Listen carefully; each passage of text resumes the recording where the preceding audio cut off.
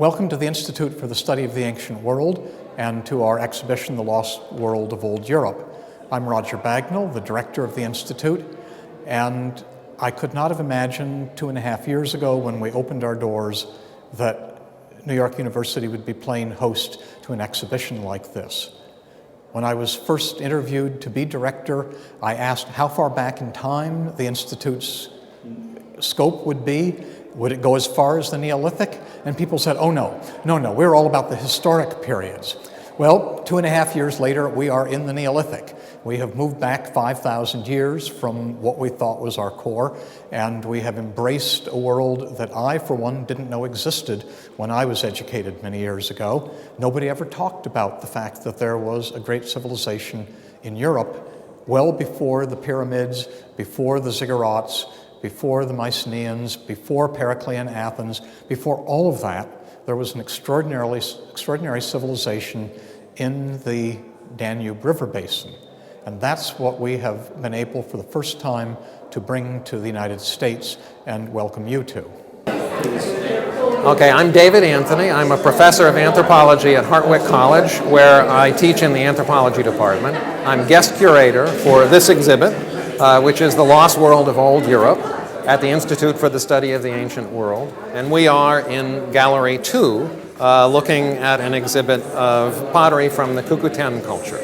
This exhibition brings together artifacts from 12 different museums in 3 countries, Bulgaria, Romania, and Moldova. It is the first time these artifacts have been exhibited in the United States. None of them have been here before.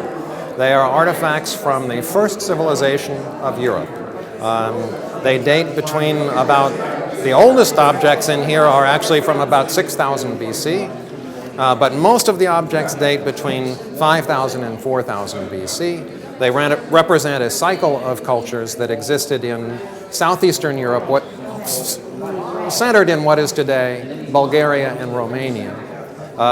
That rose to an extraordinary height of sophistication and achievement, and then fairly suddenly collapsed, and were replaced by cultures that were at a much lower and simpler level of development. So in that sense, they truly are lost cultures. That's where the lost world of old Europe comes from. Outstanding objects from the show, I would say first there is an entire gallery of female figurines which have become quite famous. And they've been featured in works by the archaeologist and comparative mythologist Maria Gimbutas in a series of coffee table books. The Language of the Goddess, The Civilization of the Goddess, The Gods and Goddesses of Old Europe. And it was really Maria Gimbutas at UCLA who came up with the term Old Europe in her first book of this type, published in 1974. So there's an entire gallery of figurines that she is focused on as the origin of what she presented as a kind of utopian ideal society that was organized and dominated by females whose values of nurturance and aesthetics dominated the entire society. These ideas of hers have generated a very large following of women who are very highly dedicated to her idea of this almost a utopia that existed in the Neolithic of ancient Europe. This exhibit is the first time these figurines have been brought to the United States so that people who are interested in these ideas can see them. The idea that old Europe constituted an idealized world without violence, where women were dominant, and values of aesthetics and nurturance were the center of the society, is highly debated. And we present that debate also in this exhibit. The other things that are really important in this exhibit are the evidence for a politically stratified society in old Europe. At one time it was thought that these cultures were egalitarian, with no real division between rich and poor. But to my right is an exhibit of the gold from Varna. Varna is the richest cemetery known in the entire world, dated to 4500 BC. It is the richest early cemetery. It's the richest cemetery known in the world dated anywhere before 3500 BC. There's more gold in the cemetery of Varna than has been recovered from all of the rest of the Old World put together before 3500 BC. And the gold at Varna is found in only a few graves. There are 310 graves in the cemetery of Varna. Only 60 of them contain gold, and the great majority of the gold was contained in 4 extraordinarily rich graves, one of which is partially exhibited in the case to my right and in the case beyond that. So the realization that these societies were politically stratified with rich people and a sort of a middle class and poor people is an idea that came into the consciousness of archaeologists through the excavations of the Varna cemetery. The gold of Varna has never been displayed in the United States before. It's here for the first time. Another highlight of the show is the invention of copper metallurgy. The invention of metallurgy is something that affected all of us, not just the societies of old Europe. And it was these people who figured out how to extract copper from greenish and bluish rocks. Really a magical process. By pounding these rocks up, mixing it with charcoal, and then raising it to 1083 degrees centigrade inside a closed kiln.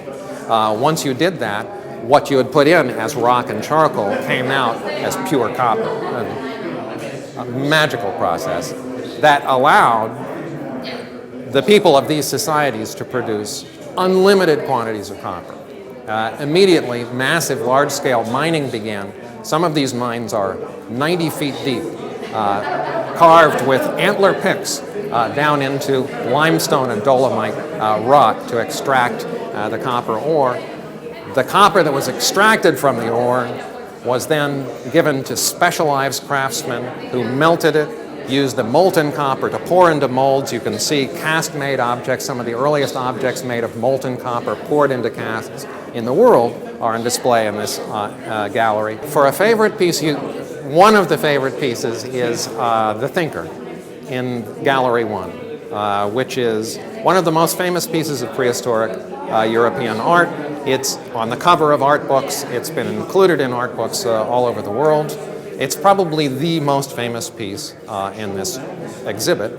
But it's famous partially because it was excavated a long time ago, and it's had a long time to sort of slowly sink into the consciousness of the Western world. Many of the other objects in this exhibit are just as interesting, or even more interesting in my estimation, but people don't know about them. And they haven't been known for so long. So there hasn't been time for them, or the opportunity for them to get into the consciousness of people from the West. The gold of Varna is certainly one of the highlights of this show, and it's a great coup that we have that here. This extraordinary table full of Cucuteni ceramics is another highlight of the show. The aesthetic sophistication and the technological sophistication that are contained in these pots are based on the same pyrotechnology that made it possible to smelt copper and invent a copper age. So the pottery and the copper that you see around are intimately connected in the same sophisticated pyrotechnology. And they're probably connected to women, that's true. It's probably female potters who were the first people to realize how you could extract copper from these rocks, which had to happen in high temperature kilns, initially developed to make pots like this, and then ultimately transferred and used to smelt copper.